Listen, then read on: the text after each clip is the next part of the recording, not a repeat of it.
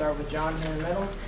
Coach Shea has done a really good job protecting the football, obviously. Can you talk about what you've seen in that area specifically from, say, spring ball to now? Yeah, he protects the football really well. Shea does a really good job, first with the decision-making, accuracy, his timing, and protects the ball in the pocket, escapes the pocket, has a knack of making the right escape move from the pocket. In terms of scrambling, smart when he's out of the pocket, his decision-making, really good with the ball handling. So done an excellent job in that area. Chris? Is that innate, that quality in a quarterback? That's a lot of people compare him to you when you played. Is that just something that, with the feel of knowing where to go? Yeah, I think there's a feel there. To make a basketball analogy, probably like a point guard, being able to see the field and being able to just understand the spacing of players, how close they are to you, and where you can go to avoid defenders. Whether you're running with the ball or throwing it to where they're not. Finding the one-on-one matchups as opposed to double coverage situations. Over on your left, Casey. Coach, status on Rashawn Gary? Still evaluating. We'll see. Haven't practiced yet this week, so no status report to update. Thank you. Nick? Dwumfor, you said after the game, did you guys find out better news on him, or he got cleared off? Did you know? We think, yeah, better than it looked, yeah. And then with, I think you said Tariq was going to meet with his doctor last week, or what? Do you basically have any news on Tariq? Continue to progress nicely.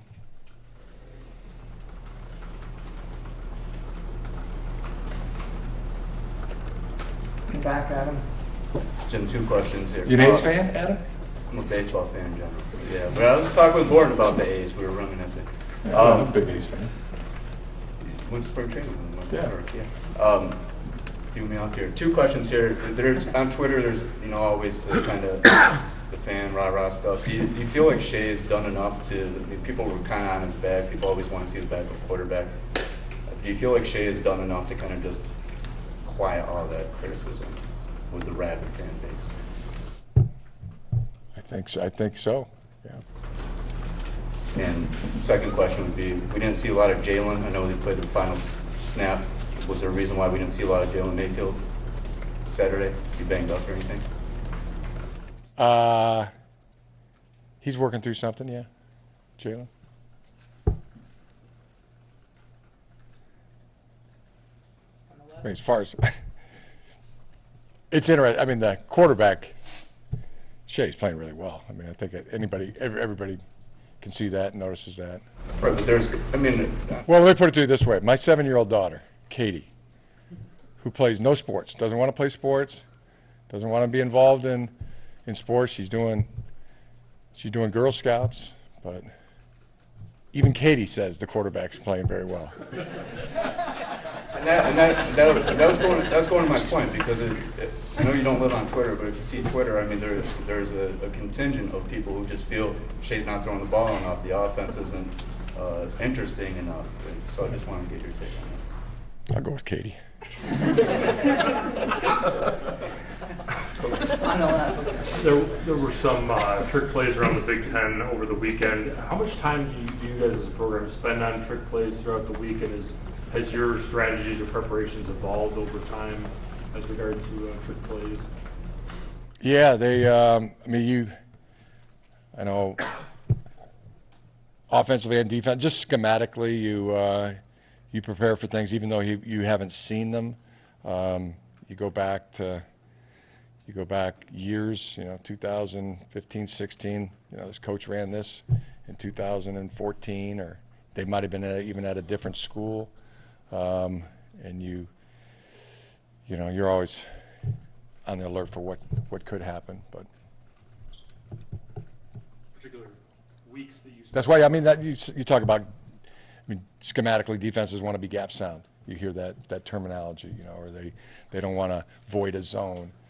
You know, if you recklessly do things like that, then you're vulnerable to, you know, to a trick play. And they you know, they still happen because of a eye distraction or a, you know, a play that's so good. Yeah, they're the kind of things that keep you up at night. Nick? We've talked about him many times already this year. Gentry now, I think, leads you guys in catches and yards. Wasn't that long ago, he was quarterback. I mean, in terms of transitional growth from one position to another, have you had one like this? Yeah, he's progressing really well. I mean, to be you know, have you know, everything you want from a tight end, being able to block, being able to catch, being able to gain separation, being able to make the tough catch, has the big catch radius, inline blocking, in space blocking. You know, he's got the speed that you like to see, the athleticism you like to see. I mean, really, I mean, the thing that's probably the next thing for him to be, you know, you know, one of the best tight ends, or, you know, or somebody that you've ever coached, kind of thing, would be, or compared to some of the other tight ends that have, you know, played this game, would be his yards after catch. You know, being able to get the ball and create, you know, another those yards after he catches the ball. But I think that'll come. Everything he's done as a player has improved and developed, and you know, the next thing that he's attacked is he's grown and gotten really proficient at. So I think that'll be that's the place for the next bit of growth for him as a player. In front of Angelique. Jim, more injuries. Carlo and Chris Evans used to practice a couple days last week. Do you think he'll be available this week? We'll see. You know, yeah. We'll see. I know you guys all ask. I mean, I don't have my medical degree. I'm not Deb Berman. You know, I did not go to school to. But he practiced last week. Evans practiced last week. He did some, yeah. We'll see how it looks this week. Hoping for the best. Yeah. What about Solomon though? He's hoping for the best. Yeah. The thing with Tariq, I mean, he met with the Packers doctor. I mean, how was it the same injury as last year in terms of recovery time, or is this a little bit different? Same type, different foot. Yeah, I know it's a different foot, but do you think? I mean, I'm going to bring up Dr. Berman. Yeah, or just talk to our doctors. Talk to Oh, you make them. Deb's a she delivers babies. You know, one of the just delivered my son Jay's baby, and delivered my baby John, and geez, we have quite a run around here, haven't we, Deb? Sean McGee and Mark Turasami. But yeah, talk to the experts on that. I'm not getting. I'm hopeful. We're going to see today. Today we're going to have another practice, and then tomorrow, and we'll see. You know, How close is Tariq to getting into practice, like running Progressing. runs? Yeah. Progressing. Yeah. Okay. Progress a little more today.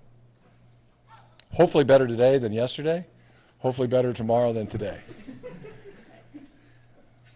That's what we're hoping for. We'll start with Chris. Coach, talk about Wisconsin's offensive line and their offense and how tough it is to defend. Both sides of the ball. I mean, they're really good in the lines, both lines, the offensive line, the defensive line, physical team. Going through that right now. How difficult? I mean, right now it looks very difficult. Move next to John. I was thinking in particular about Honeybrook and what the problem he poses for a defense. He's got really good stature in the pocket. I mean, he can get hot. You know, he throws those intermediate dig routes at times as well as anybody can, and you know, he's a very experienced guy, and you know, played in a lot of big games, and you know, really good quarterback. Really good quarterbacks pose really big problems.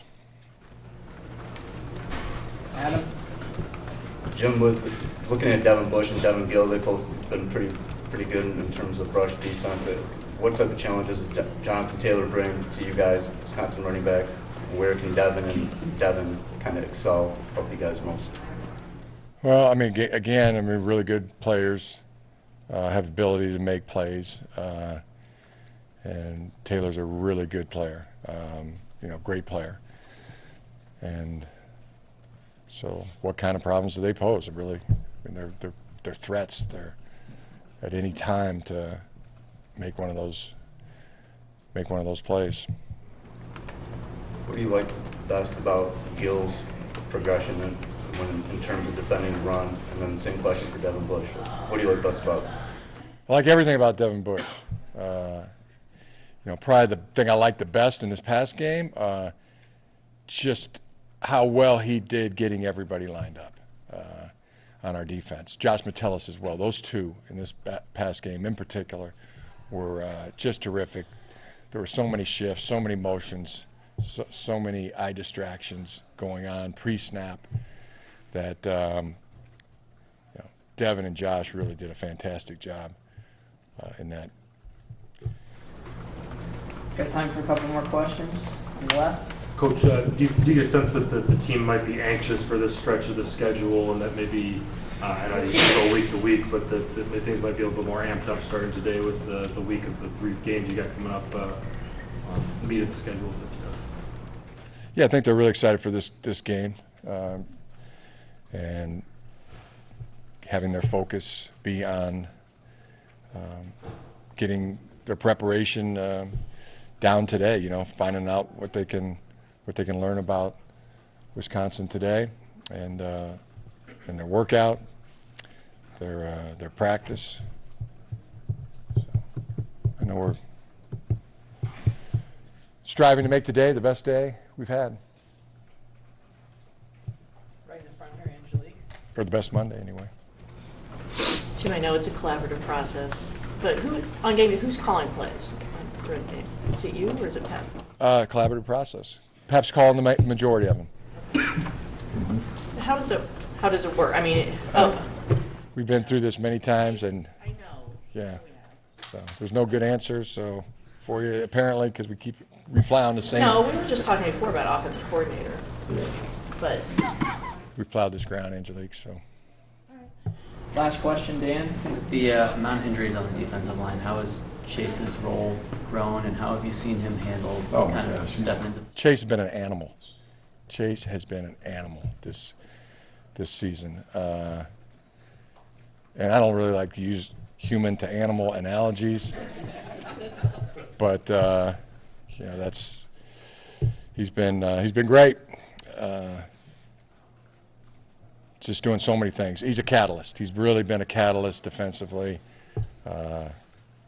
Plays every play, all out, and he's. Bo used to have a saying: every man on every play, and Chase is living that. He's epitomizing that. Have you seen him handle sort of he's an outspoken guy, likes the gregarious guy. Have you seen him handle growing into a larger role in spotlight, I guess? He always has been. I don't think the guys that know him when he was in high school say he hasn't changed a bit. He's the same guy he was in high school when he was playing linebacker and quarterback. Hopefully, if you've met the family, it's a beautiful family. They're all outgoing, gregarious, so the branch doesn't fall too far from the tree, from Pete Winovich to Chase Winovich, and they love life. Attack each day with an enthusiasm unknown to mankind, as my dad likes to say. Just the kind of people you love being around. They're a catalyst to bring energy to all of us. How's life as a grandfather? Great. Really good. I was kind of just humming along, thinking my son Jay's having a baby, and this is going to be good. It's going to be neat, but there's when it happens, and then you're right there, and now you're a grandfather, and you're looking at your grandson. does not get much better than that. I can tell you that. Have you seen Pete's wig? Yes, I have seen Pete's wig. So it was the least surprising thing I saw that day. All right. Good? Thank you, guys. All right, thanks. We'll have the players out here in a few minutes.